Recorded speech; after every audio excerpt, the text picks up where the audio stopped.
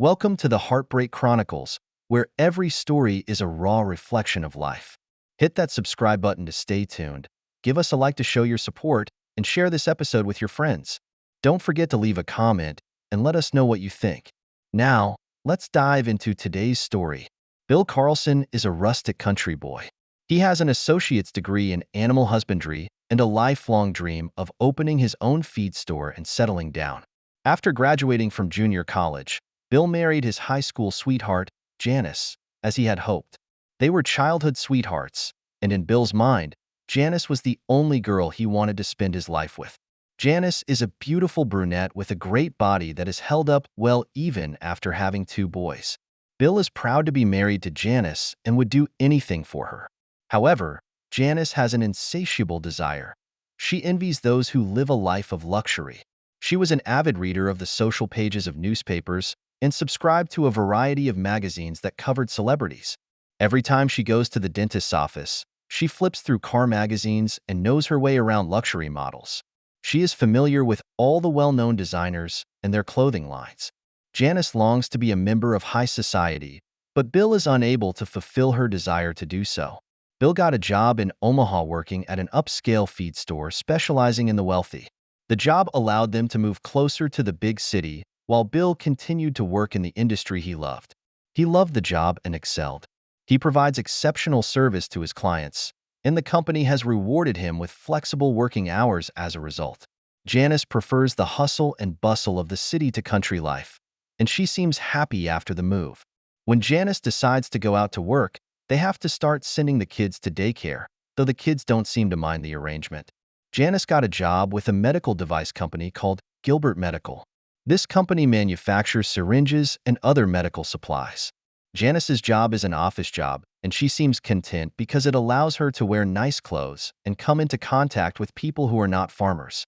Janice works hard but seems to have lost interest in family life.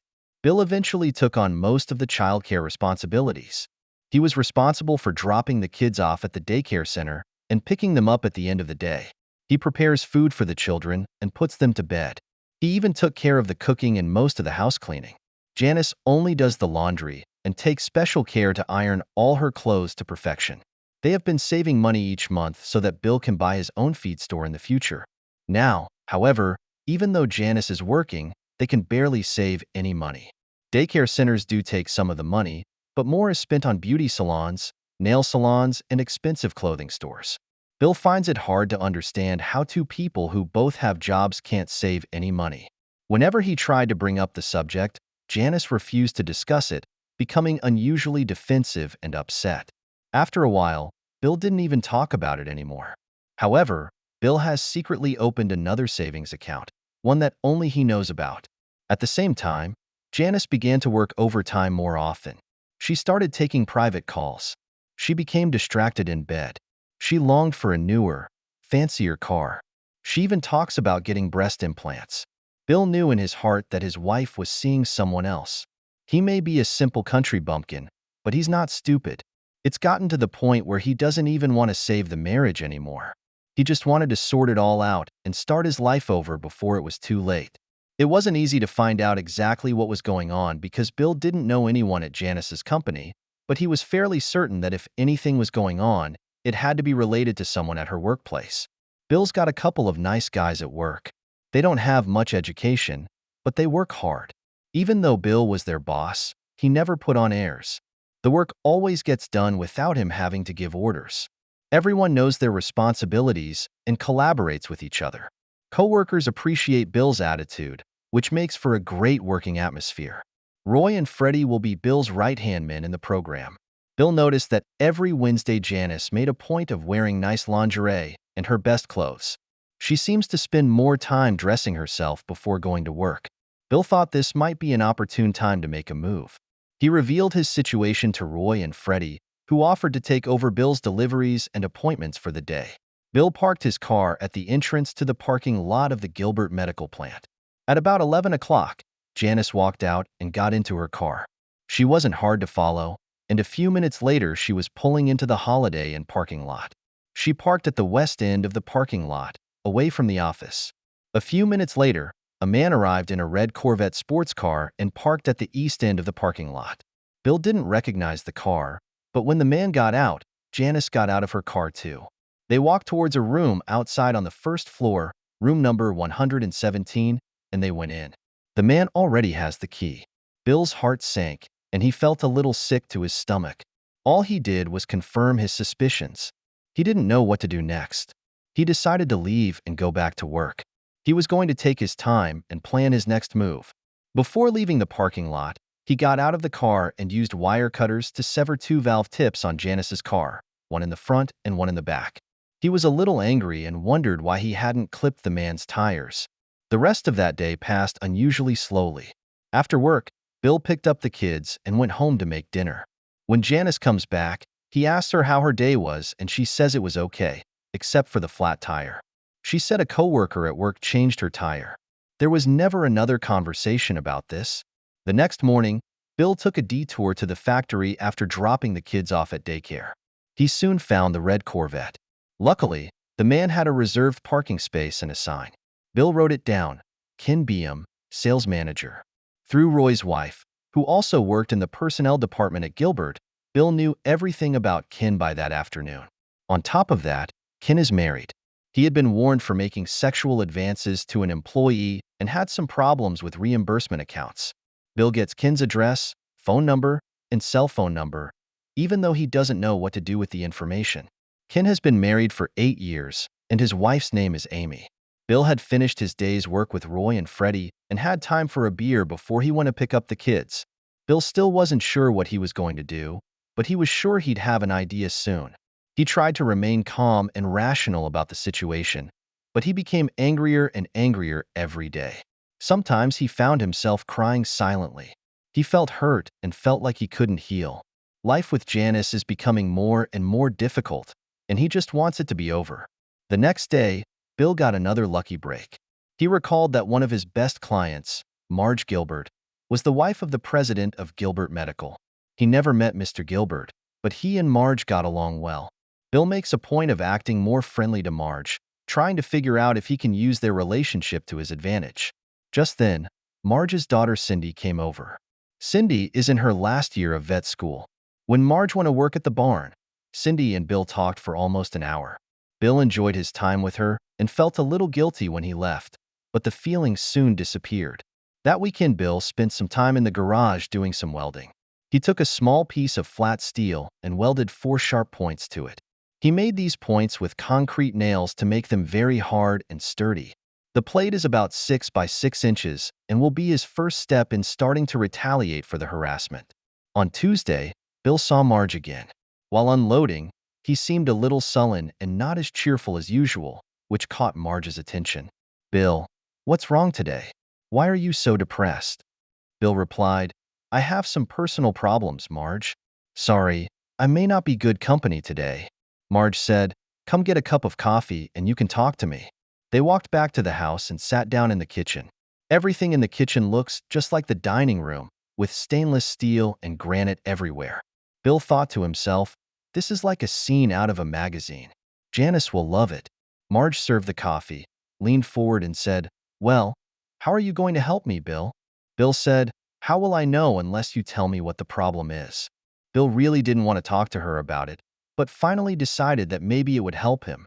"My wife, Janice, works at Gilbert Medical, and I think she is being forced to have sex with one of her supervisors, but I can't confirm it." Marge asks, "What makes you think that?" Bill replied, "It was mostly little things, but last week I found the two of them together at the Holiday Inn. My wife doesn't know that I know about it, and I don't know how to bring up the subject. I don't know if it was forced on her, or if she volunteered. Our home life has deteriorated to the point where she no longer seems to care about the kids or me. She seems to be keeping it a secret, and that's what really bothers me." Marge asked, "Who was that man?" Bill replied, "I think his name was Ken Beam. I don't know if Janice worked for him, or if they worked in different parts of the plant. I've never met him." Marge said, "Do you want me to see if I can help?" Bill paused briefly and bowed his head. "If you think you can do something quietly, I'd appreciate it. But I don't want to make a scene." Marge says, "Okay, let me look into it. We'll talk next Thursday when you come to deliver the oats." Bill thanked her and was about to leave when he asked, "Where's Cindy?" Marge replied, "She went back to school. She'll be back this weekend. Why don't you bring the boys so she can meet them?" The result was much better than Bill had expected. He was sure Janice wouldn't mind letting him take the kids out. This could be a great weekend. The next morning it was pouring rain. Janice carefully dressed up again for her special day, and Bill said nothing, just watched. After dropping his kids off at the daycare center, he stopped by his workplace. The guys are ready to take over his morning's work. Roy would make deliveries with Bill's truck and record them in the logbook. Bill will sign all entries when he returns to work. Freddie brought his cousin's van, and Bill put a jack in the back. They fastened a steel plate made by Bill to the lifting part of the jack. After they had all the trucks loaded, the others set off to make their deliveries, and Bill headed for the Holiday Inn. Janice arrived on time and parked in the same spot as last time. Ken was a few minutes behind her and stopped in the same spot as last time. After they entered the room, Bill waited about 10 minutes for them to settle in. Bill removes the jack from the back of the van and walks to Ken's car in the pouring rain. He slid the jack under the car's engine and began to lift. A few seconds later, he heard the thump of a steel spike piercing the oil sump. He lowered the jack and moved to the back of the car. Soon the same sound was heard again, this time from the fuel tank. The oil is starting to flow out in large quantities. Bill quickly put the jack back in the van. The whole thing took less than a minute. He then walked over to Janice's car and cut the valves on 2 more tires. With that done, Bill was ready to leave. As he drove past Ken's car, he casually threw out a lit cigarette and drove away from the parking lot. Through his rearview mirror, he saw flames rise into the air and a few seconds later heard an explosion. After leaving the scene, Bill felt a little better. Janice came home so late that she went straight to bed without dinner. Bill played with the kids for a while, gave them a bath, and then got them settled in. That night, Bill slept on the couch. The next morning, Janice stayed in bed while Bill got the kids ready for breakfast and school alone. They left after breakfast and Janice never got up. She didn't say anything, and Bill didn't ask. Her car is not in the driveway. At approximately 9 a.m., after all the trucks had been loaded, Police Lieutenant John Fritz visited. He seemed friendly and asked, "Tell me about your work schedule yesterday." Bill replied, "Just a normal delivery, nothing special." "Why do you ask?" John continued, "Can you prove your whereabouts around noon?" Bill walks into the office, pulls out the previous day's delivery log, and places it in front of John. Each stop was documented with the location, delivery items, unloading time, and Bill's signature.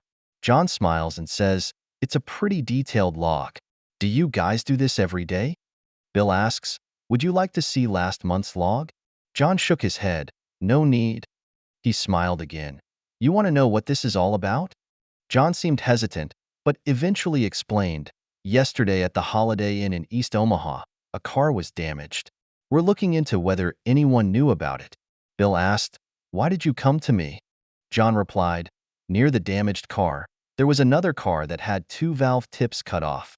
That car belonged to your wife. We wondered if it was just a coincidence." Bill said, "First of all, I don't know why my wife's car was in the Holiday Inn parking lot. Secondly, what did she have to do with the damaged car?" "The damaged car belonged to one of her co-workers," John explained. "Apparently they had a lunch meeting with some corporate clients at the hotel, and this all happened while they were having lunch." Bill asked, "Have you talked to any of the people they had lunch with?" John replied, "No, they couldn't recall the names of those people." Bill said bluntly, "Do you want to tell the truth, or are we going to keep playing this game?" John leaned back in his chair, smiled, and said, "Do you know a guy named Kenbium?" Bill replied firmly, "Never met him. That's the truth." John said, "I believe you." He smiled again. "I don't like to get involved in family disputes, and I hope I don't have to come back to you. Here's my card, and if anything else happens, call me before it gets worse, okay?" He shook Bill's hand and said, "I'm sorry to have to bother you. If I can be of any help, please let me know." Bill says, "Thanks, but you didn't actually tell me anything." When John left, Bill said, "Put the pieces together." After work, Bill and the kids arrive home to find Janice's car parked in the driveway. She was dressed in casual clothes and had prepared dinner. She said she wasn't feeling well and called in sick. She didn't say a word about what had happened the day before, and Bill didn't ask about it voluntarily. She went to bed early again, and Bill once again took care of the kids and then slept on the couch. The next morning, Janice was back to normal and ready to go to work. Bill went to the doctor's office after dropping the kids off at daycare and asked for an STD test. Friday was the usual. When he gets home, Bill tells Janice that he is taking the kids to a client's farm the next day. He asked Janice if she wanted to come along, knowing full well that she'd find an excuse to refuse. Sure enough, Janice said she had some shopping plans, and Bill didn't push it. He didn't care if she was really shopping or had a date. The result was the same. Bill and the boys had a great day at the Gilbert family ranch on Saturday. They had a great time, and Marge prepared a great lunch for everyone. Bill didn't want the good times to end, and neither did the kids.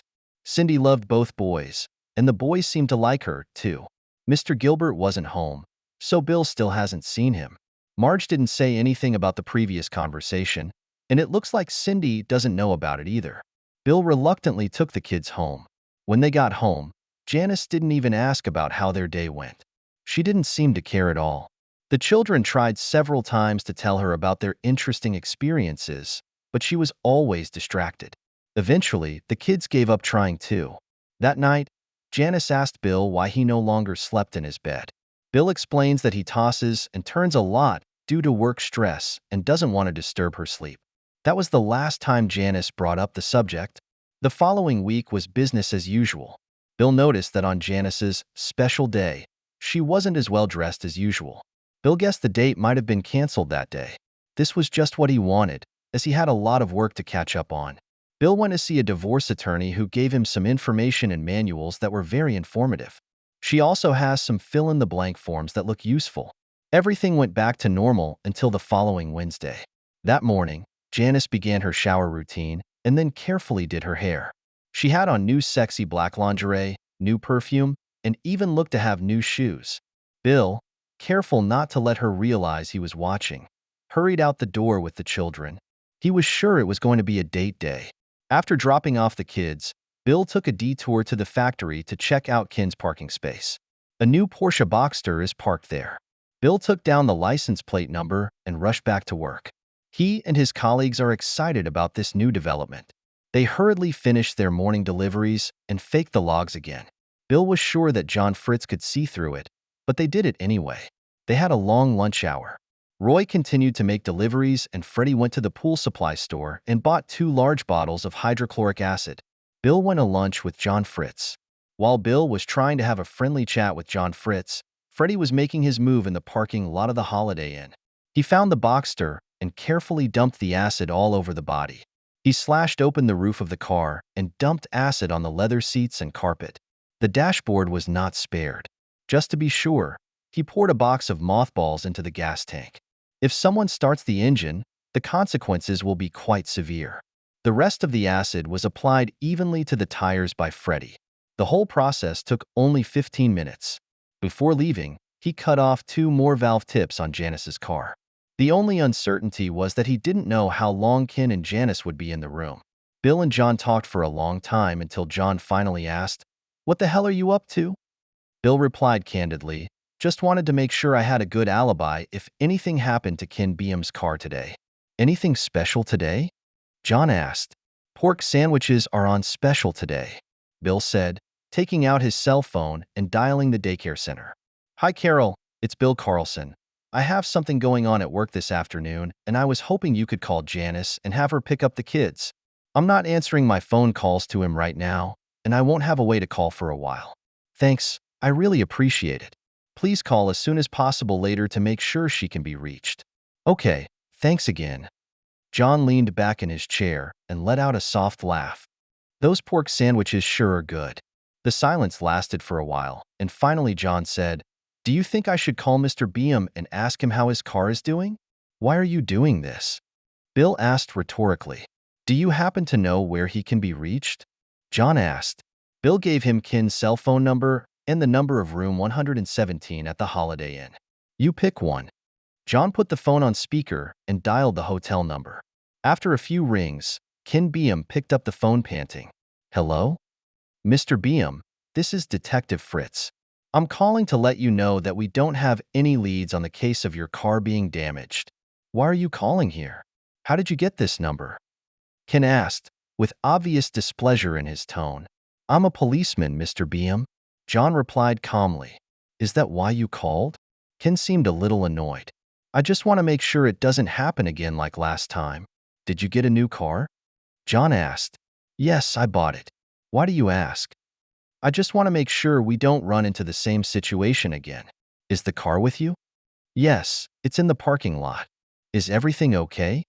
Ken's slurred voice on the other end of the line seemed to be checking out the parking lot through the window. Several shrieks and low moans followed. Ken picked the phone back up and said, Something doesn't seem right. I've got to get dressed and go check it out. I'll call you back later. Okay, but Mr. Beam, why aren't you dressed right now? John asked. None of your business. I have to hang up. With that, Ken hung up. John looked at Bill and smiled. Happy? Sure, Bill replied. Listen, I've got to get back to work. If you have any more questions, give me a call. Maybe we can have lunch together again next week. I hope not, John said. This has to be over soon, or someone could get hurt. Bill back to work. Roy had gotten his logs in order, and Freddie had disposed of the acid bottles, throwing them where they wouldn't be found. It's going to be interesting to see what happens when we get home tonight. Janice picked up the kids, but said nothing and went to bed early. The next day, John came to see Bill and explained to him in detail about the damage to the vehicle. As a result of the previous Corvette incident, Ken's insurance company refused to pay.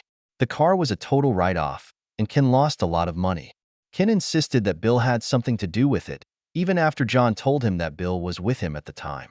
Of course, John knew that Bill was involved, but he couldn't prove it, and Bill thought that John might not want to pursue the matter. Bill didn't know how Janice repaired her tires. He never asked, and no one volunteered to talk about it. Since Janice never came clean about the whole thing, Bill decided it was time to end it. His STD test results came back, and everything was normal. He had filled out the divorce papers from his attorney and was ready to begin the legal process. Bill plans to take the kids to the Gilbert family ranch this weekend in case Cindy is there. If Cindy isn't there, they can spend the day with Marge. The only regret is that Bill still has no hard evidence of Janice's extramarital affairs and sexual behavior. It was a great weekend and Cindy was there. The kids were excited and they all had a great time. Bill felt the warmth of family again, and so did the children. Cindy didn't seem to know any of this was happening, but at least she didn't ask about it. Bill was offered a new job opportunity 100 miles away. This job pays better, has a better position, and has the opportunity to take an equity stake in the business after a few years. It was the perfect opportunity. The only downside is that they will no longer live near Cindy. The next Wednesday, Janice was back in her finery. Bill doesn't know what kind of car her boyfriend is using now, but she's apparently going on another appointment. Bill knew he had to take action, but he didn't have a concrete plan yet. Just as Bill and his co-workers were trying to come up with a response, Marge Gilbert drove up. She motions Bill over and tells him to get in the car. Without a word, Marge drove straight to the factory. She parked the car in the back and they went straight into Mr. Gilbert's office through a private entrance. Marge made introductions and the secretary brought coffee for everyone. They started with some unimportant conversation and finally Bill asked, "Did you bring me here for a reason?" Mr. Gilbert smiled and said, "It's time to put an end to this farce. Marge has briefed me on what happened, and I've done some internal investigation. Once everything is in place, we'll get started. By the end of the day, we should have all the information you need. Bill, I apologize in advance if I've done anything to embarrass you. I didn't mean to hurt you." They chatted a little longer to pass the time. As the conversation turned to Cindy, Marge noticed the look on Bill's face. The smile. Bill tried to cover it up, but it didn't work. The phone rang and everyone's ears perked up. "What's going on?" "Okay, thanks for calling. You know what to do now, don't you?" Mr. Gilbert hung up the phone and smiled. "Okay, everything's in place. We can start. Ken and your wife are in the usual room at the Holiday Inn. Ken drove a company car there, which is against company rules, so the car is being returned to the factory. I'm sorry to say I think your wife's car has a flat tire again. It seems to have become some sort of tradition." Mr. Gilbert turned on the speakerphone and dialed the room number. "Ken, it's Gilbert. I'm sorry to bother you, but I have something very important to discuss with you." Ken stammered, Yeah, okay. No problem. How did you get this number? It doesn't matter, Kin. What matters is that the legal department received a report of possible sexual harassment. I need you to answer my questions truthfully, Kin, so listen carefully. Is that a female employee of the company you're with right now? There was a background conversation on the other end of the line that we couldn't hear very well. Finally, Kin replied, "Yes, sir." "Is she with you of her own free will, or is it because of your coercion or threats?" "No, sir. There was absolutely no coercion. She did it entirely of her own free will. I did not force her to do anything. These sexual acts were consensual." "Great, Kin. Thanks for your honesty on this sensitive issue. That's all the information we need. Enough to clear up this mess. We'll prepare a statement to that effect. Right now, I still need to check with the young lady. Can you put her on the phone?" There was another background noise that we couldn't hear. Finally, Janice took the call. "What can I do for you, ma'am?" "Janice, did Mr. Beam coerce or threaten you in any way to go there with him?" "No, sir. He didn't threaten me." "That's good. So, the sex was consensual and you were not intimidated in any way, correct?" Another pause and a whisper. Janice re-picked up the phone and said, "Yes, sir. It was consensual." "Glad to hear it. When you and Kin get back to the plant, we'll have statements ready for you to sign. Can you put Kin back on the phone?" "How do you know my name, sir?" "Don't worry, Janice. It doesn't matter." When Ken returned to the phone, Mr. Gilbert told him to return to the plant immediately so that he could sign the paperwork in the legal department. He hung up and broke into a smile. "Marge, why don't you take Bill out to lunch and come back in 2 hours? By that time, the legal department should be done with it, and we'll all be able to return to our normal lives." Bill and Marge had a lovely lunch. Bill couldn't contain his excitement and kept expressing his gratitude to Marge. Marge eventually got Bill to promise not to talk about it or the details of it again. She also specifically asked Bill not to disclose any information to Cindy. The request gave Bill hope. During lunch, Bill mentioned to Marge the new job offer he had received, and Marge was happy for Bill and the kids. After the meal, they returned to the factory. Bill got a notarized copy of Kin and Janice's statement. Both admitted in their statements that they had consensual sex outside of their marriage. The legal department assured Bill that these documents were sufficient to ensure that he would have the upper hand in the divorce proceedings. Kin and Janice were both fired. By the time they returned to the office, their personal belongings had been packed, and they were escorted out of the building. Unfortunately, neither of them had a car they could use. Marge lent Bill his car, saying he could return it the next day. Bill went to the lawyer's office first and gave the papers to the lawyer. The attorney made several copies for him and said he could send them to Kin's wife. Bill then went to the bank and closed all the accounts. He also paid off and canceled all his credit cards. Bill called the gas, water, electric, and phone companies and made arrangements to stop all utility services on Friday afternoon. He went to see John Fritz and told him he had been doing well. John smiles. Bill notifies the landlord that the lease will not be renewed next month. He handed in his resignation to his workplace, and his co-workers were happy for him but sorry to see him go. Freddie follows Bill to Gilbert's ranch in his car so Bill can return Marge's car. It's time to pick up the kids. Bill was a little apprehensive about what was about to happen. When they arrived home, Janice's car was not in the driveway. She sat on the couch and cried. 2 file boxes containing her work belongings sat next to it. Bill prepared dinner for the kids and then turned on the TV for them to watch. He stands next to Janice, giving her a chance to talk if she wants to. "Do you have to do this?" Janice finally spoke up. "Did you have to mess up my life? Who are you to interfere in my affairs?" Bill was surprised to find that Janice still thought the whole thing revolved around her. She doesn't care one bit about the kids or Bill's feelings. She doesn't care about Kin's wife, Amy, either. Their families, lives, and future plans seemed to mean nothing to her. Her only concern was her current situation. Bill felt relieved and grateful that he didn't have to spend the rest of his life with someone like that. He didn't say anything, just went upstairs and took a shower. Later in the evening, while he was getting the children ready for bed, Janice went into the bedroom and closed the door. The next day, Bill took the kids to work with him. He made sure that there were no lingering problems with the work and that Roy and Freddie were able to continue to maintain the system he had set up. They went to the store and collected some boxes for the move. Bill drives by the Holiday Inn and notices that Janice's car isn't there anymore. He guesses that she's fixed the tire. The cost of repairing the tires must have put a dent in her shopping budget, he thought to himself. When I got home, Janice wasn't there. They only packed clothes and toys, leaving everything else for Janice to handle.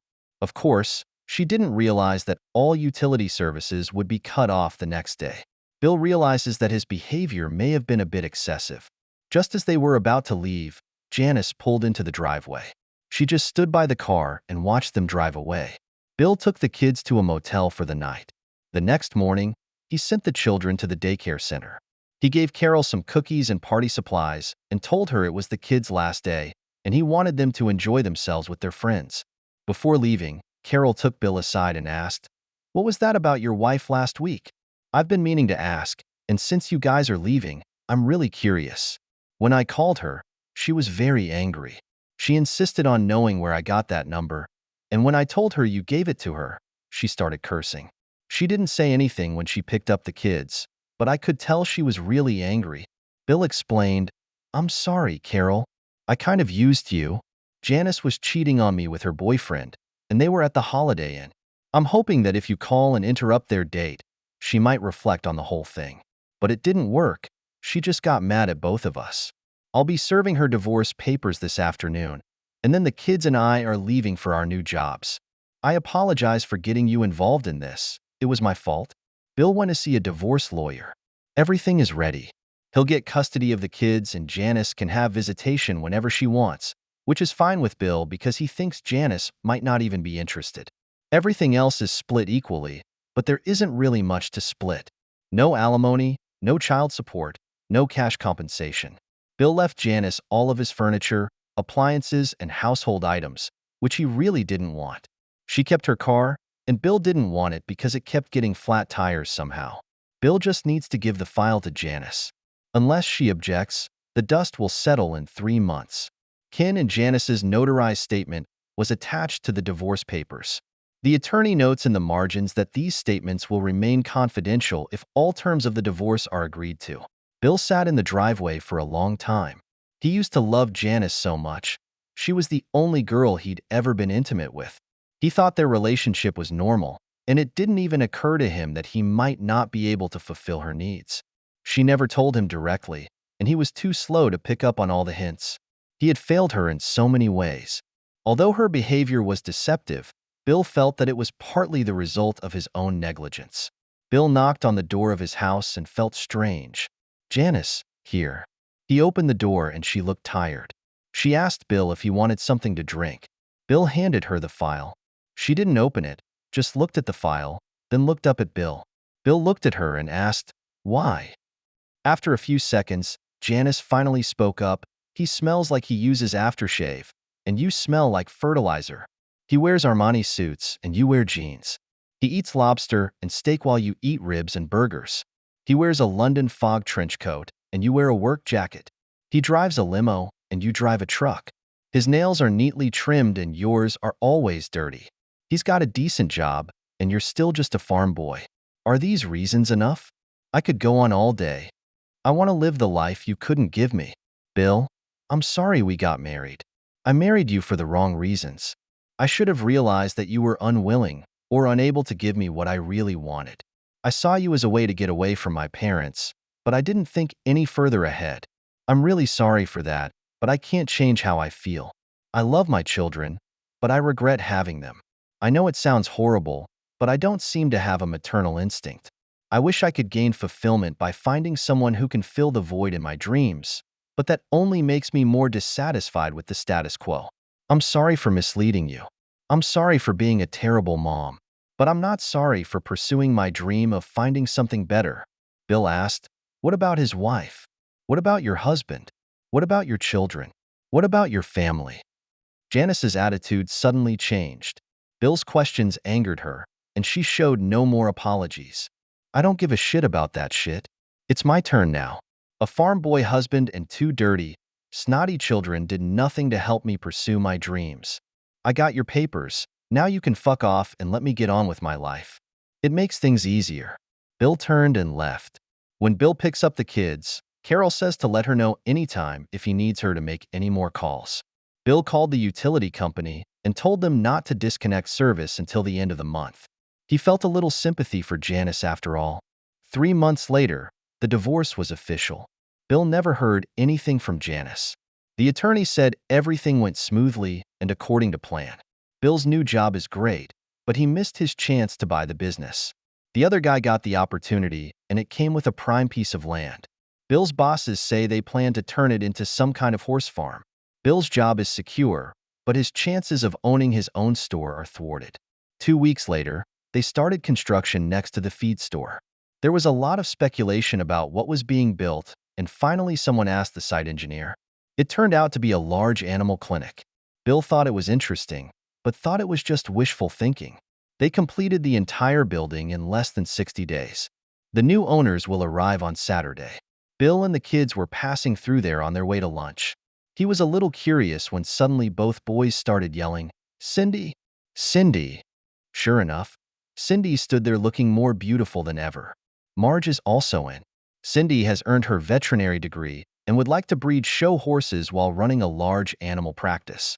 As Cindy shows the boys around the new building, Marge and Bill talk. They went to lunch together and Cindy told them that she had also built a new house on the property so she could live close to work. Bill and the kids were all smiles all the way home. 5 years later, Cindy's horse breeding business is thriving and her clinic is a huge success. Bill just opened his 6th feed store. The boys have 2 sisters they love very much. Bill's mother-in-law, Marge, and Mr. Gilbert came to visit every weekend. Janice never came to visit the children. Thank you for taking the time to listen to today's story. If you enjoyed it, please like and subscribe if you haven't already. If you have a story to share about your own or someone else's experience, please feel free to contact me. Take care.